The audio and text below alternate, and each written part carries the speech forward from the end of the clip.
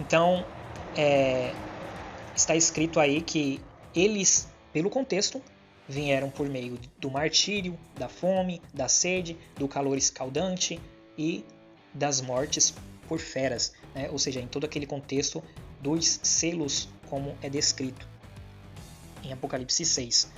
Então, estes 144 mil, eles são o pivô para salvação daqueles que estarão aqui, né? Ou seja, eles não vão se render ao sistema maligno implantado e muitos deles vão morrer de diversas formas, como está escrito no texto de Apocalipse 7. E lá é um número incontável, ou seja, um número contável, ele então é especificado, né? Quando Cristo ele chama 12 tribos de Israel, depois fica inumerável, incontável, os filhos de Israel. Quando Cristo ele chama, né, Deus na verdade lá no Antigo Testamento, mas quando Cristo ele chama 12 discípulos e apóstolos, é incontável o número dos salvos no corpo de Cristo. E quando Cristo, ou quando Deus, ele sela estes 144 mil israelitas específicos, 12 mil de cada tribo, ele então aí consegue um granjear de uma grande colheita, que é justamente esses povos, tribos, línguas e nações. E eles são justamente o que o texto diz: povos, tribos, línguas e nações. Eles não é a igreja. A igreja pode até ser formada por gentios e judeus em Cristo, mas aqui não só porque é um outro período, não só porque aqui é um outro tempo, onde que Deus vai tratar de uma forma diferente com os seres humanos sobre a face da terra. Não é só por causa disso, mas aí é pelo fato de que Deus ele trata com povos determinados especificamente durante o período da humanidade. Deus ele trata com as nações gentílicas especificamente, independentemente se elas aceitaram ou não ao Cristo. Existem profecias no Antigo Testamento, nos profetas Jeremias, Ezequiel, Sofonias, Isaías, em vários profetas com suas nações específicas, o Egito, o Sudão, Etiópia, as nações gentílicas. Ali são textos que falam a respeito das nações no tempo do fim. Muitas delas que não se cumpriram, muitas daquelas profecias, elas estão relacionadas ao tempo do fim, independentemente se aquelas nações são ditas cristãs, que aceitaram ao Cristo, ou não. Deus ele tem promessa com aquelas nações, né? Ele tem promessa também de salvação para elas, mas existem profecias específicas a respeito da Arábia Saudita, de Edom, da Jordânia, do Iêmen. Existem profecias específicas para o Irã, para diversas outras nações, como está escrito no livro dos profetas, que ainda não se concluíram. Algumas delas foram, de certa forma, parcialmente cumpridas, parcialmente não plenamente, integralmente cumpridas. Então Deus ele tem essa forma de tratar com as nações, ele tem essa forma de tratar com Israel, porque Israel também possui promessas, não só simplesmente com respeito à salvação no fim, onde que só o remanescente vai ser salvo. Deus ele tem promessas para com Israel durante todo o período de sua existência. Quando nós vamos lendo o Antigo Testamento, a Antiga Aliança, a respeito ali, principalmente nos profetas, livro de Jeremias, Ezequiel, Zacarias, Malaquias, todos os profetas do Antigo Testamento, Sofonias, Amós, estão sempre falando da nação de Israel até o dia de hoje, até o atual estado de Israel, eles entram nas profecias bíblicas. Então, por isso que nós temos que nos ater ao que realmente as escrituras elas estão ainda falando, e não descartar as profecias que já existem, ou simplesmente fechar os olhos, ignorar elas como que coisas que já se cumpriram num tempo passado preterista, num tempo histórico, quando que muito daquelas profecias ainda estão se cumprindo e ainda vão se cumprir. Então, aqui vamos continuar aqui o estudo, porque também Deus ele tem promessas também para com a igreja de Cristo, a noiva do Cordeiro, para ela ser chamada de a esposa do Cordeiro, isto é, após a boda. Aqui a tipologia das colheitas ceifa versus a vindima. Isso está escrito em Apocalipse 14. No ciclo bíblico temos primícias, que é o melhor início, né? Cristo é a primícia dos vencedores, e logo após Cristo existem aqueles que também estão sendo primícias, ou seja, estão sendo os primeiros a serem colhidos nesta colheita. E tudo isto é mostrado aí durante toda a história da igreja. Mas, porém, aqui também no livro de Apocalipse 14 fala a respeito da ceifa e da vindima. A ceifa com respeito aos grãos, uma colheita geral com respeito aos grãos, onde se inclui também o trigo.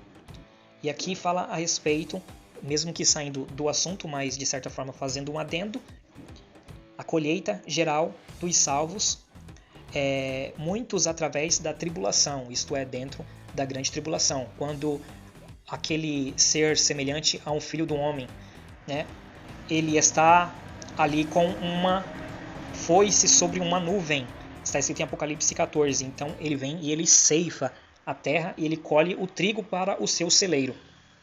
No entanto, está escrito que ali já é uma colheita, demonstrando que aqueles 144 mil também são uma colheita de toda a época da era cristã da igreja, que já estão com Cristo, ou seja, eles foram aqueles homens irrepreensíveis, castos, que não houve mentira em suas bocas, ali houve uma colheita. No entanto, aqui está sendo feita outra colheita dentro da grande tribulação, que é a do trigo. Então há uma peneira onde que está sendo separado o trigo do joio, e aqui estão sendo salvos dentro da grande tribulação, estes desta colheita, desta, vamos assim dizer, segunda etapa.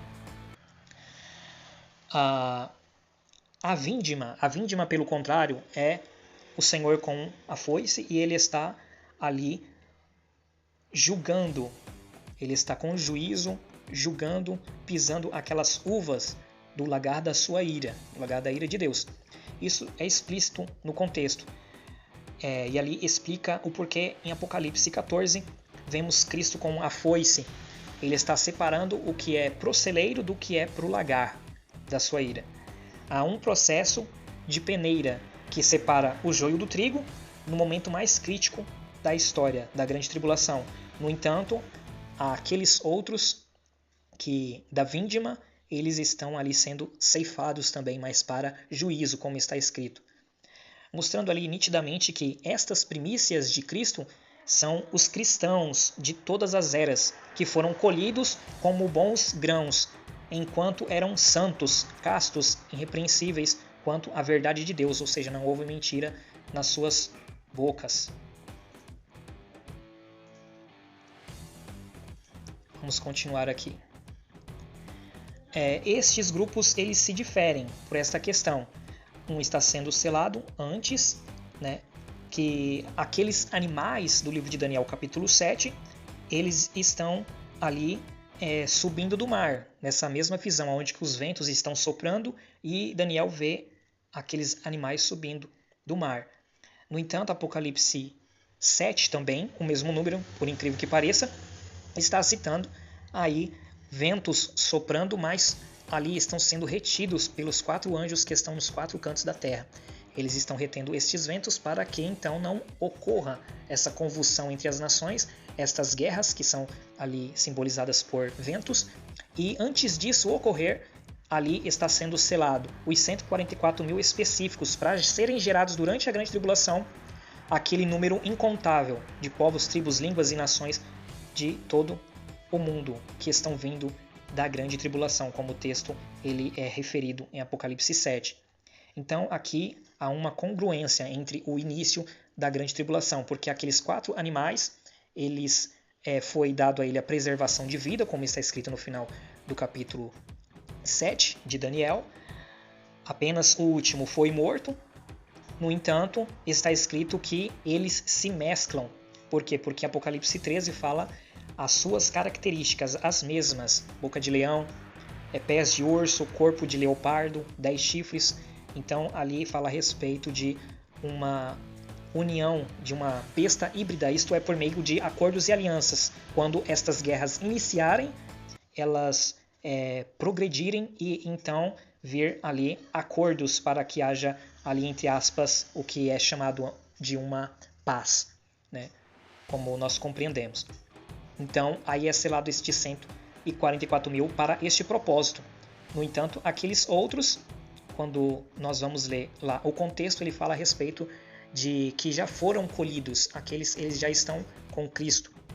Mas o contexto para demonstrar e não deixar dúvida a respeito de que são colheitas, mostrando os assuntos da lei de Moisés, como no caso da colheita, dos grãos, da ceifa e da vindima, ele coloca no mesmo contexto dos 144 mil, que são aqueles que têm, né, em suas frontes, sim, o nome do Pai, do Filho, e que têm em suas bocas aí o cântico de Moisés e do Cordeiro. E eles seguem a Cristo por onde quer que eles vá. Isto fala a respeito dos primeiros cristãos, que eram judeus, os primeiros apóstolos, os mais de 3 mil almas que foram salvas ali na pregação de Pedro, isso só contando a respeito dos homens, e do tanto que os outros discípulos e apóstolos granjearam sobre a face da terra nos primeiros séculos, aí dando crescimento mais depois aos gentios que começaram a entrar no corpo de Cristo. Aos gentios somos nós, que somos não israelitas, mas gentios. Não confunda a palavra gentil com a palavra gentil, né, que é uma pessoa simpática e tudo mais, porque são duas palavras diferentes. Aqui, vamos continuar. Que aqueles 144 mil de Apocalipse 7 fala a respeito de um número específico, de tribos específicas da tribo de Israel, tendo uma congruência também com os textos do Antigo Testamento com respeito vamos aqui ver com respeito à restauração de Israel no fim. Por quê? Está escrito em Deuteronômio 30 a respeito disso, que Deus ajuntaria depois que Israel se espalhasse sobre a face da terra por causa das suas desobediências, como está escrito, as suas servidões aos seus deuses antigos. Eles então iriam para outras nações e povos e línguas que eles não conheceriam, e serviriam inclusive até outros deuses. No entanto, no final dos tempos, Deus ajuntaria eles de novo no seu lugar, na sua terra. Isto está se cumprindo parcialmente, apenas com duas tribos, Benjamim e Judá, no atual estado de Israel, mas ainda falta as 10 tribos, o que faz uma conexão muito semelhante do que seria chamado também das 10 virgens, descritas em Mateus capítulo de número 25, que também é congruente com o que está escrito no livro do profeta Amós a respeito das 10 virgens, que é a casa de Israel, que ele fala assim, das cidades que têm 100 virgens sobrou 100, das cidades que têm 100 virgens sobrou 10, e das que são restantes sobrou então 10 virgens para a casa de Israel. Jesus ele pega deste contexto de Amós a expressão 10 virgens, e ele então faz uma parábola com respeito às 10 tribos que estão espalhadas sobre a face da terra. Então nós vemos aqui Ezequiel 34, versículo 11, né, que fala também aí a respeito de que o próprio Senhor ele viria como o pastor apacentar as suas ovelhas, as ovelhas da casa de Israel que estariam dispersas. Zacarias 8 e 7 também fala aí do Senhor vindo ajuntar e procurar, buscar o seu povo entre as nações, desterrados e tudo mais. A restauração de Israel em Atos, capítulo 1, versículo 4 até o 6, também fala aí a respeito de não somente deste selamento dos 144 mil. Não, isso daqui é quando eles já estão ministerialmente de pé diante de Deus. É igual ao texto da visão de Ezequiel 37. Fala a respeito dos ossos secos, aonde que o profeta ouve de Deus dizendo: são estes ossos a casa de Israel, toda a casa de Israel. No entanto, há aí uma restauração daquele povo. Por quê? Porque inicialmente eles estão se juntando ossos com ossos, estão se colocando no lugar, está vindo a carne, está vindo o tecido, está vindo a pele. No entanto, eles estão sem vida, ou seja, aí é um processo até o tempo do fim, para que todos os israelitas estejam sobre a face da terra. Inclusive, o Estado de Israel já está de pé. No entanto, algumas pessoas vão dizer que isso não é profecia cumprida e tudo mais, é porque não lê a Bíblia. Isso aqui é um processo. A Bíblia ela fala então que vai vir o Espírito de Deus. Quando Ezequiel profetiza, Espírito de Deus vem sobre os 4 cantos e entra neste exército, nestes ossos que foram revividos, que foram ressurretos. Ali é expressa um avivamento que vem da parte de Deus para com eles, ou seja, um selamento. Então, a partir deste selamento que está vindo sobre os 144 mil, é que vai preparar eles para entrar no período ali da grande tribulação. Isto aí é um período entre o que nós chamamos do harpazo, que é o arrebatamento, e entre o período que nós denominamos como o dia do Senhor, porque existe aí um intervalo entre o arrebatamento e a grande tribulação. O arrebatamento não acontece agora e no mesmo dia vem o anticristo e faz um acordo de 7 anos, como as pessoas pensam. Existe aí um período de tempo até que tudo seja organizado, que tudo esteja de uma forma com que o mundo esteja já quase que pronto para que o filho da perdição ele apareça e ele consiga aí unir as nações mediante acordos e tudo mais. Então existe aí um processo. O arrebatamento é o evento mais glorioso que acontece na Bíblia Sagrada para aqueles que servem a Cristo, para aqueles que servem a Deus. Ele acontece não de forma invisível como as pessoas estão pensando, tipo sumiu pessoas e tudo mais e ok, alguém que estava num avião lá dirigindo, alguém que estava num carro e era crente, aconteceu alguns acidentes pelo mundo e tudo mais. Não é isso. O arrebatamento ele é um evento muito tremendo e glorioso. Neste evento vai ocorrer a ressurreição dos mortos que estão em todos os lugares do mundo, em rochas, pessoas que estão debaixo do mar, pessoas que estão debaixo de rios, pessoas que foram enterrados em diversos lugares, e para isso também vai acontecer diversos terremotos mundialmente falando ao mesmo tempo. E o poder de Deus emanado sobre todo o globo terrestre, atraindo a igreja, puxando a igreja ao encontro de Cristo entre nuvens. Ou seja, as próprias nuvens da glória de Deus vai descer e vai tomar e levar os crentes consigo, conforme está escrito em 1 Tessalonicenses, capítulo de número 4, versículo 16 a seguir. Existe uma diferença nítida e clara entre o arrebatamento e a vinda gloriosa de Cristo que vem depois da grande tribulação, porque a vinda gloriosa de Cristo ele vem com as nuvens, todo olho o verá.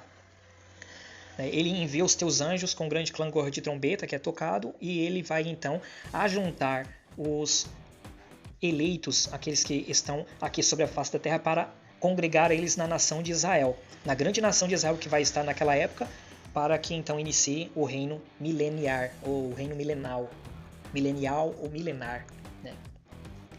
Então tudo isso tem uma diferença daquilo que é chamado no texto de harpazo. As pessoas normalmente não vão estudar a fundo os termos gregos, elas não vão procurar aonde que aparecem as suas variantes dentro do Novo Testamento, por exemplo, e elas vão sempre caindo em contos, em narrativas que não se sustentam. Então a Bíblia ela fala que a igreja ela é arrebatada quando então, neste momento, no mesmo instante do arrebatamento, quando acontece, as nuvens da glória de Deus estão aqui sobre a terra e encobrem elas e levam ela ao encontro de Cristo que já está nos ares. Tem uma diferença. A Bíblia fala que Cristo, no arrebatamento, ele não vem com as nuvens, como da mesma forma quando está escrito lá na segunda vinda dele à terra. As pessoas confundem vinda de Cristo para a igreja, para aqueles que estão aguardando a salvação, aqueles que estão esperando pela salvação de Cristo, ao Senhor, daquele período que as pessoas no mundo todo não estão nem sequer imaginando que Cristo vai voltar naquela época. As pessoas do mundo inteiro, as pessoas com marca da besta, as pessoas que já não tem mais salvação, o mundo todo que vai ver ele vindo em glória. Aqueles que não estão esperando mais pela salvação de Cristo. O mundo todo, os exércitos da besta, em todo o mundo, eles não vão estar esperando, aguardando a salvação de Cristo. No entanto, eles vão vão contemplar Cristo vindo em glória para ajuntar e não arrebatar. Você não consegue encontrar arrebatamento em Mateus 24, versículo 31. Você não consegue. Para isso, nós temos que estudar, né, diversas doutrinas bíblicas para que nós cheguemos a essa conclusão. Não é simplesmente pegar um texto que tem trombeta, tem anjo, tem semelhanças com outros textos que falam do arrebatamento, que significa que sejam a mesma coisa.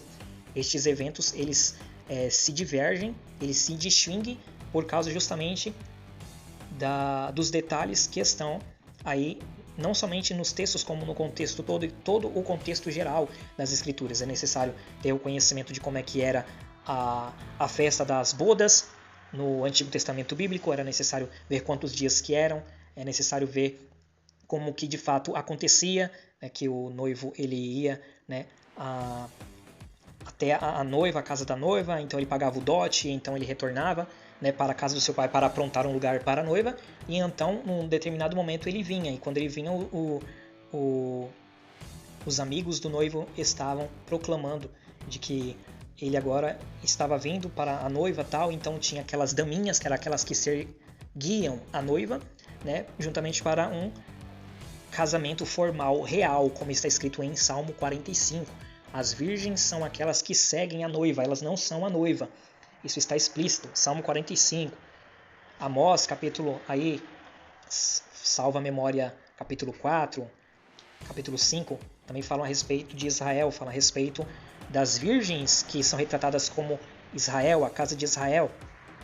Então, tudo está dentro de um contexto. Também os profetas, como por exemplo João Batista, que é claramente aí uma amostra, não que seja mais como uma amostra, das duas testemunhas de Apocalipse, capítulo de número 11, quando cita que o João, o Batista, ele não se considerava nem como parte da noiva, ele se considerava, nessa questão do casamento, do aprontamento, né, que ele veio preparar para a noiva, como um amigo do noivo. Então ele era o amigo do noivo, e aqui também está congruente com Mateus 25, quando fala a respeito da parábola das 10 virgens, quando fala a respeito dos amigos do noivo que estão anunciando, eis aí o noivo, ou seja, eles estão anunciando quando então o noivo e a noiva já estão juntos.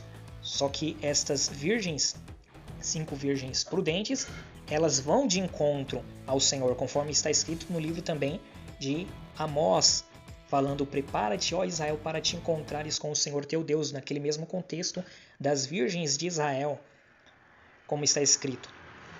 Então, todo este contexto está interligado, linkado um ao outro, não tem como desfazer disto, né? Nós temos que entender a Bíblia como um contexto geral, não simplesmente com a partes semelhantes, coisas que são iguais, mas que não entram aí em uma congruência. Então, quando as virgens prudentes elas estão indo de encontro ao noivo, ou seja, elas não estão sendo arrebatadas, as virgens prudentes. Ali a porta está aberta para elas, por quê? Porque elas estão entrando, estão chegando de grande tribulação, da grande tribulação que há de vir. São justamente as virgens prudentes que estão indo de encontro. Então, é isso que o texto de Apocalipse 7, Apocalipse 14 fala a respeito dos dois grupos distintos de 144 mil.